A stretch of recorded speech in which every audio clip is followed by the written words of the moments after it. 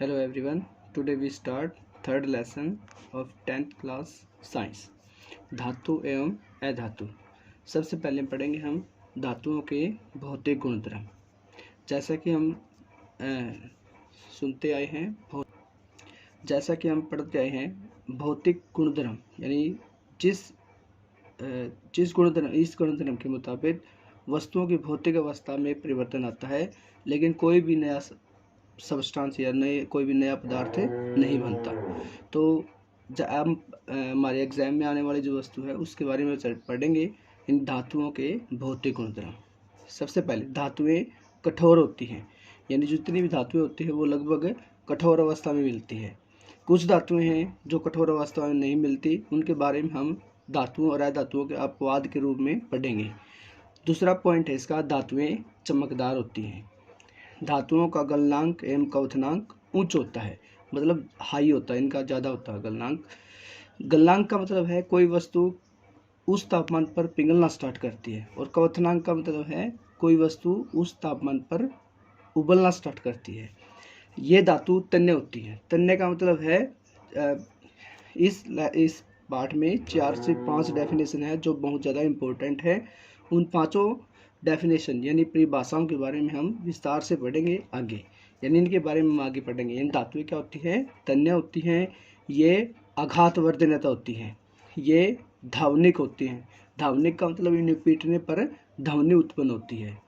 ये विद्युत और ऊष्मा की सुचालक होती हैं। सुचालक का मतलब होता है इनमें से जो विद्युत धारा है और ऊष्मा है आसानी से गुजर जाती है। आगे पढ़ेंगे हम। प्रश्न नंबर 2 है हमारा अधातुओं के भौतिक गुणधर्म। अधातुओं के भौतिक गुणधर्म धातुओं के भौतिक गुणधर्म के अपेक्षा विपरीत है इसके। जैसा कि हमने पढ़ा, धातुएं कठोर होती हैं, अधातुएं कठोर नहीं होती। अधातुएं चमकदार नहीं होती। इनका गलनांक और क्वथनांक कम होता है। अधातुएं तन्य नहीं होती। अधातुएं आघातवर्धनता नहीं होती। ये धावनिक नहीं होती। ये विद्युत और ऊष्मा की कुचालक होती हैं। कुचालक का मतलब है इनमें से विद्युत धारा आसानी से नहीं गुजरती। ठीक है। प्रश्न नंबर 3 पढ़ेंगे हम। प्रश्न नंबर 3 है अपवाद। अपवाद का मतलब है भाई कुछ, जैसा कि हमने पढ़ा कि धातुएं कठोर होती हैं, लेकिन कुछ धातुएं क्या होती हैं जो कठोर नहीं होती। यानी ब्रोमीन ऐसी धातु है जो द्रव अवस्था में होती है। इसके अलावा सारी अधातुएं ठोस या फिर गैस अवस्था में होती हैं। जो ब्रोमीन है वो एक ऐसी धातु है जो द्रव अवस्था में मिलती है, यानी इसके अलावा कोई भी धातु द्रव अवस्था में नहीं पाई जाती। ठीक है। बाकी सारी धातुएं ठोस या फिर गैस अवस्था में होती है। मरकरी को छोड़कर सारी धातुएं कमरे के ताप पर ठोस अवस्था में पाई जाती है। यानी मरकरी एक ऐसी धातु है जो कमरे के ताप है, यानी कमरे के टेम्परेचर है, उसके ऊपर द्रव अवस्था में पाई जाती है। धातुओं का गलनांक अधिक होता है, लेकिन गैलीलियम और सीजियम 2 ऐसी धातु हैं जिनका गलनांक बहुत कम होता है। ठीक है। यदि आप अपनी हथेली पर इन दोनों धातुओं को रखेंगे तो ये पिघलने लगेगी।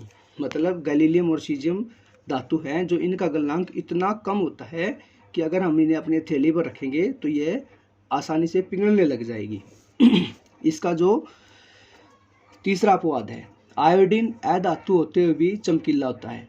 जैसा कि हमने पढ़ा था ऊपर कि धातुएं चमकीली होती है, लेकिन आयोडीन एक ऐसा अधातु है जो चमकीला होता है। ठीक है। कार्बन ऐसी अधातु है जो विभिन्न रूपों में विद्यमान रहती है। यानी कार्बन एक ऐसी धातु है जो विभिन्न रूपों में विद्यमान रहती है। प्रत्येक रूप को अपरूप कहते हैं, यानी इसके हर एक रूप को क्या बोलते हैं? अपरूप कहते हैं। हीरा कार्बन का अपरूप है। देखो, हीरा प्रकृति का सबसे कठोर पदार्थ है और सबसे चमकीला पदार्थ है। ये सभी गुणधर्म है जो धातुओं के हैं, लेकिन हीरा है जो कार्बन का अपरूप है, इसलिए कि है कि अधातु है। यह सबसे कठोर प्राकृतिक पदार्थ है। इसका गलनांक तथा क्वथनांक भी बहुत अधिक होता है। कार्बन का एक अन्य अपरूप है ग्रेफाइट, जो विद्युत का सुचालक होता है। हमने ऊपर पढ़ा था जो अधातु है विद्युत की कुचालक होती है, लेकिन ग्रेफाइट क्या है? एक ऐसी अधातु है जो क्या है? विद्युत की सुचालक है। अक्षारीय धातु जैसे लिथियम हो गया, सोडियम हो गया, पोटासियम हो गया, इतनी मुलायम होती है क्या होती हैं, इतनी मुलायम होती है कि उनको चाकू से भी काटा जा सकता है। इनके घनत्व तथा गलनांक कम होते हैं। इनके जो घनत्व होता है और गलनांक होता है क्या होता है, कम होता है। हमने ऊपर पढ़ा था कि धातुएं कठोर होती है, लेकिन अब हम पढ़ रहे हैं अपवाद। अपवाद का मतलब है इसके अपोजिट काम जो करता है।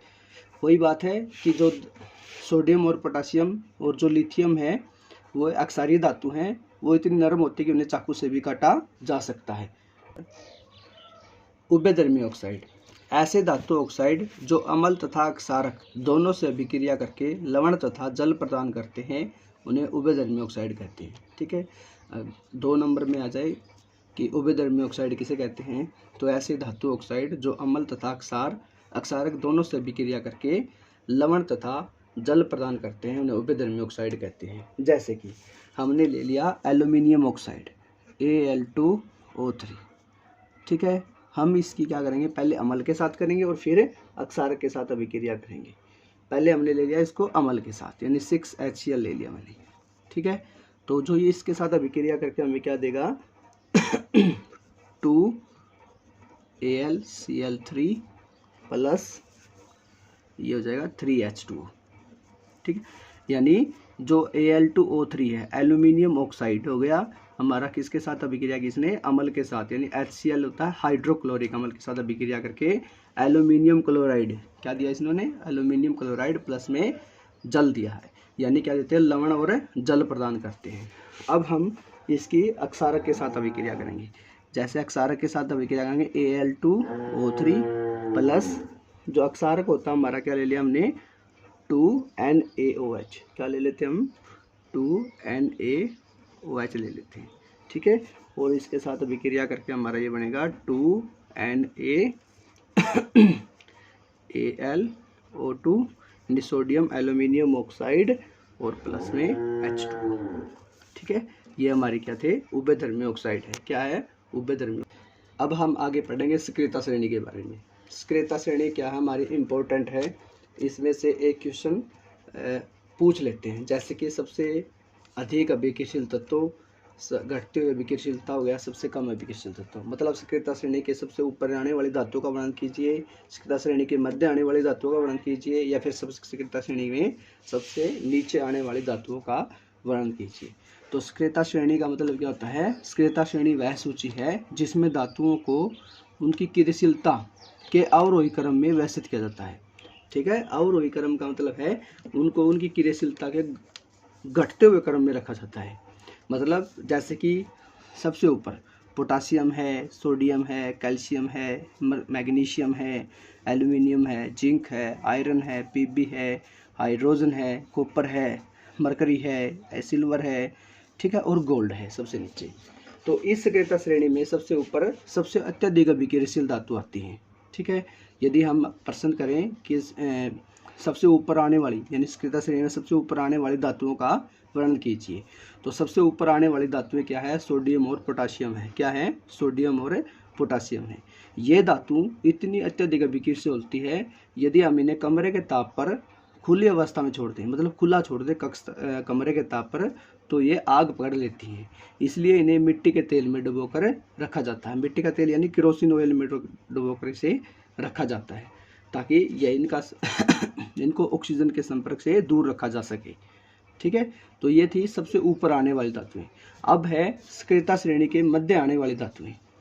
ये जो धातुएं हैं वे कम अभिक्रियाशील होती हैं, जैसे आयरन हो गया, जिंक हो गया, पीबी हो गया, या एल्यूमिनियम हो गया। ये क्या होती हैं, कम अभिक्रियाशील धातु। कम अभिक्रियाशील धातु का मतलब है इन्हें अभिक्रिया करने में कुछ समय लग जाता है। जैसे लोहे को जंग लगना, जैसे कि हम कुछ वस्तुएं हैं जो लोहे की नई वस्तुएं हैं, जब हम लेके आते हैं तो वो क्या होती है, शुरुआत में चमकदार होती हैं, कुछ समय पश्चात उन पर क्या है, हल्के भूरे रंग की परत चढ़ जाती है, जिसे क्या बोलते हैं, लोहे को जंग लगना। ये जो जंग लगने की प्रक्रिया है वो क्या है, धीमी अभिक्रिया है, यानी इसे 2 या 3 मंथ का समय लग जाता है। इसलिए इसे क्या बोलते हैं, हम इसे इन धातुओं को सक्रियता श्रेणी के मध्य रखते हैं। क्या रखते हैं, सक्रियता श्रेणी के मध्य रखते हैं, यानी बीच में रखते हैं। तो हम बोल सकते हैं कि सक्रियता श्रेणी के मध्य आने वाली धातुएं क्या होती हैं, कम अभिक्रियाशील होती हैं और इन्हें कुछ अभिक्रिया करने में कुछ समय लग जाता है। ठीक है, अब हम पढ़ेंगे स्क्रियता श्रेणी के सबसे नीचे आने वाली धातुओं का वर्ण। जो स्क्रियता श्रेणी में सबसे नीचे आने वाली धातुएं हैं वो लगभग अनअभिक्रिय होती है। क्या होती हैं? अनअभिक्रिय होती हैं। इन धातुओं को यानी इन धातुओं के ऑक्साइड को केवल गर्म करने से ही धातु प्राप्त किया जा सकता है। यानी इन धातुओं के जो ये धातु है ना, इनके ऑक्साइड को जब हम गर्म करेंगे तो इनसे तभी हम क्या कर सकते हैं, इनके ऑक्साइड को प्राप्त कर सकते हैं। उदाहरण के लिए हम लेते हैं सिनाबार। सिनाबार होता है HGS यानी मरकरी सल्फाइड। HGS बोलते हैं इसको, मर्क्यूरी सल्फाइड बोलते हैं। क्या बोलते हैं? Mercury sulphide. या फिर पारद भी बोलते हैं इसको। क्या बोलते हैं? पारद बोलते हैं। यानी इस आयस्क से क्या करते हैं, मरकरी उत्पन्न करते हैं। एक होता है मर्क्यूरिक ऑक्साइड, ठीक है, यानी वायु में जब गर्म करने पर यह है जो मर्क्यूरिक सल्फाइड है, यदि मैं इसको क्या करूँगा, वायु में गर्म करूँगा, क्या करूँगा, वायु में पारद को गर्म करेंगे तो यह क्या बदला, मर्क्यूरिक सल्फाइड यानी HGO मर्क्यूरिक ऑक्साइड में बदल जाएगा, सॉरी मर्क्यूरिक ऑक्साइड में परिवर्तित हो जाएगा और हम इससे क्या हो जाएगी, मरकरी गैस जो Hg है वो प्राप्त होती है। ठीक है, तो यह क्या होती है, लगभग जैसे कि सबसे नीचे आने वाली धातु है इसमें गोल्ड, सोना।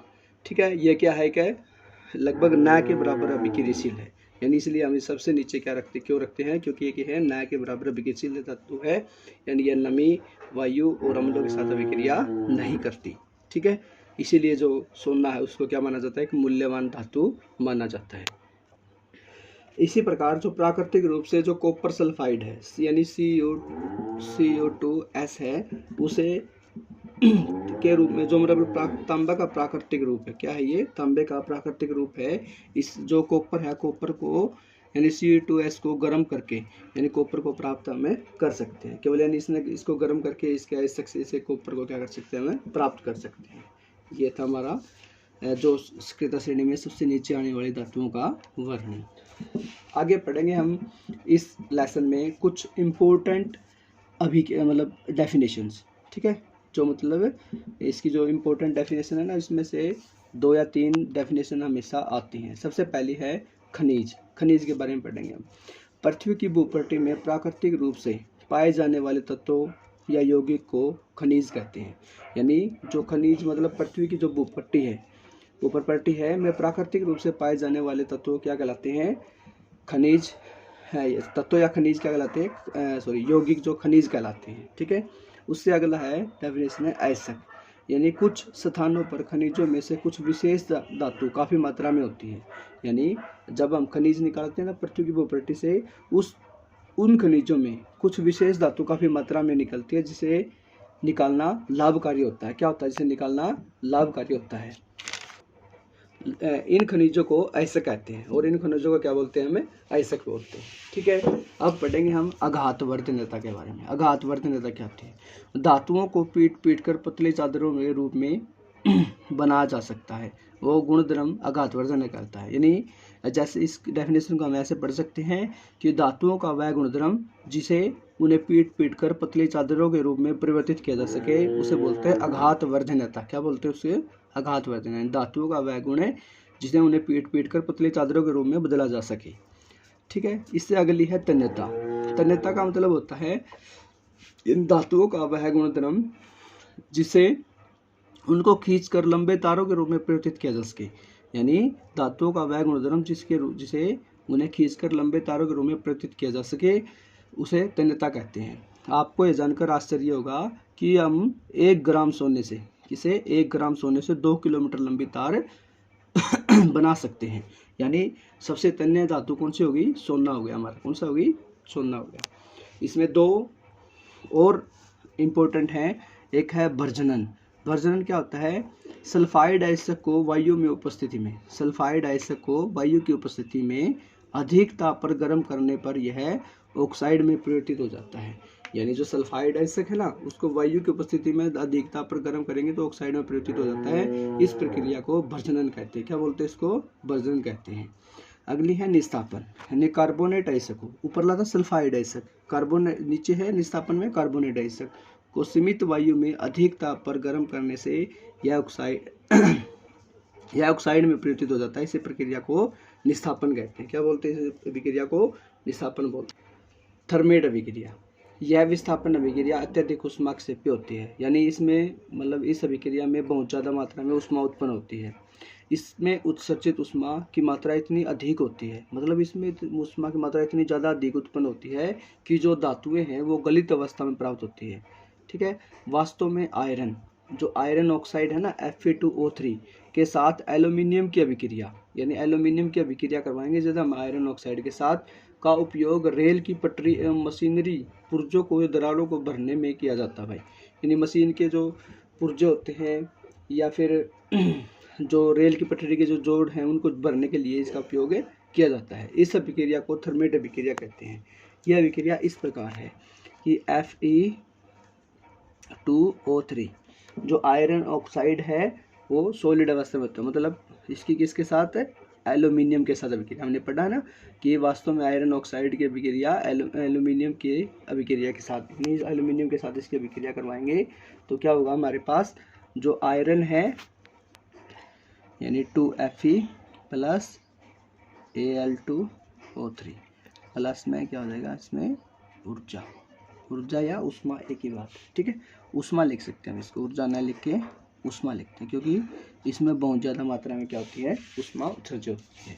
और ये जो अभिक्रिया हमारी वेरी वेरी इंपॉर्टेंट है, ठीक है, एग्जाम के व्यू से। आगे पढ़ेंगे हम इसके बारे में विद्युत अपघटनीय परिष्करण, ठीक है। यानी copper, zinc, tin, nickel, silver, gold आदि जैसी अनेक धातुओं का परिष्करण विद्युत अपघटन द्वारा किया जाता है। इस प्रक्रम में अशुद्ध धातु को एनोड तथा शुद्ध धातु को कैथोड पर लेते हैं, यानी पतली परत कैथोड पर बना जाता है। धातु के लवण विलयन का उपयोग विद्युत अपघटय के रूप में होता है। विद्युत अपघटय से जब धारा प्रवाहित होती है की जाती है तब एनोड पर स्थित अशुद्ध धातु विद्युत अपघटय में घुल जाती है और इतनी मात्रा में शुद्ध धातु विद्युत अपघटय के रूप में कैथोड पर निक्षेपित हो जाती है, ठीक है। और जो अशुद्धियाँ हैं वो क्या जाती है, एनोड की ओर नीचे आकर जम जाती है, जिसे बोलते हैं एनोड मड या फिर एनोड पंख बोलते हैं, ठीक है।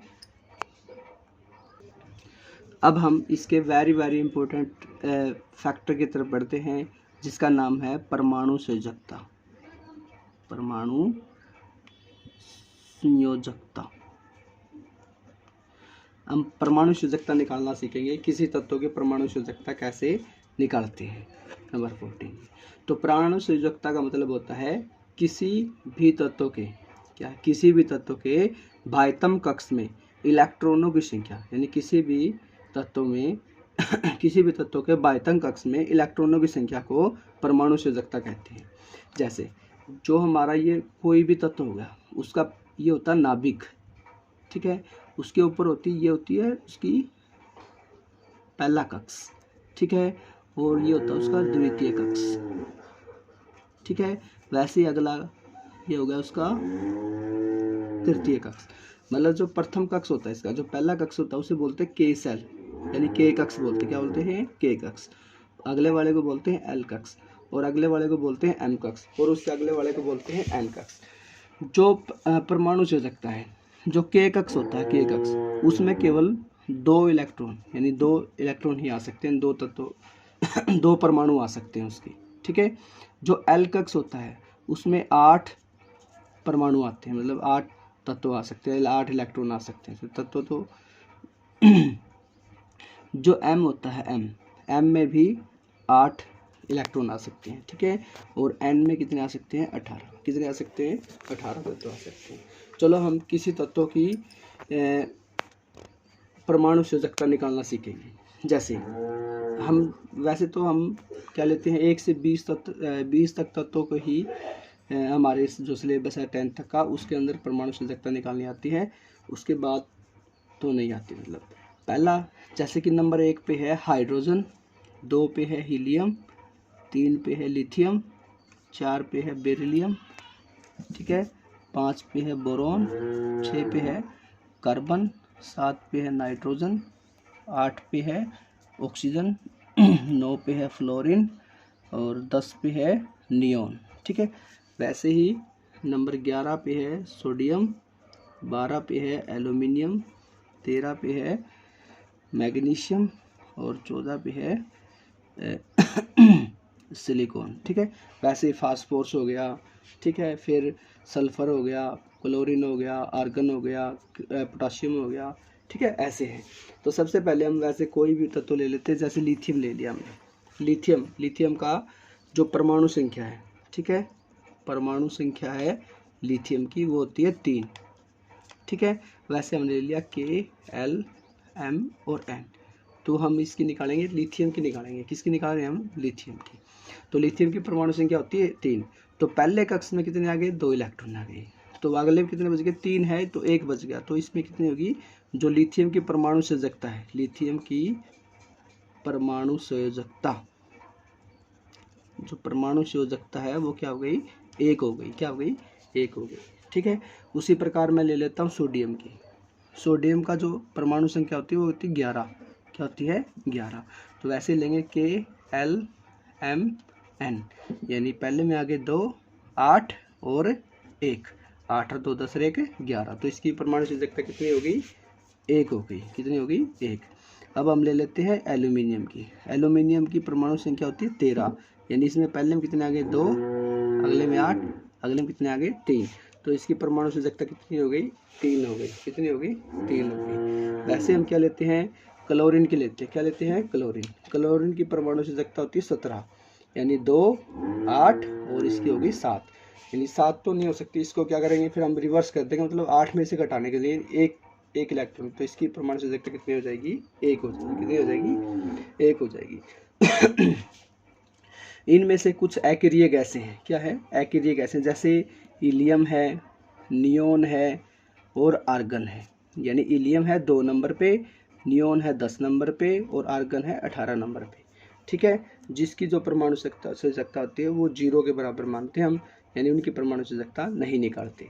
जैसे इसमें पहले में कितना गई है? अपने ऑक्टेट को कंप्लीट कर लेती है, यानी अष्टक नियम को पूरा करती है। 2 के 2 आ गए, अगले में 2 8, अगले में 2 8 और 8 आ गई, ठीक है। तो ये थी हमारी परमाणु संयोजकता, जो बहुत ही इम्पोर्टेंट है।